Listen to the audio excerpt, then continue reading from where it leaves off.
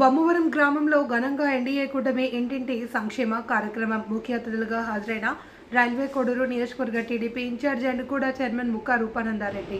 Railway Koduru నియోజకవర్గం ఓబులవారిపల్లి మండలం బొమ్మవరం గ్రామం పంచాయతీలో బుధవారం నాడు ఎన్డీఏ కూటమి ఆధ్వర్యంలో డోర్ టు డోర్ కార్యక్రమం అత్యంత వైభవంగా జరిగింది.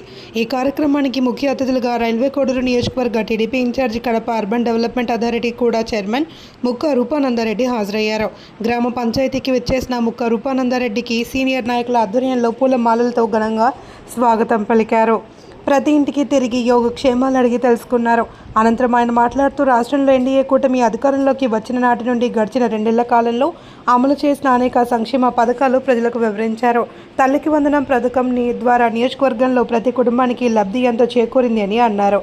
ఈ కార్యక్రమంలో ఎన్డీఏ కూటమి నాయకులు మరియు స్థానిక నాయకులు, కార్యకర్తలు మరియు మహిళా మనులు పెద్ద సంఖ్యలో పాల్గొని ఈ కార్యక్రమాన్ని జయప్రదం చేశారు.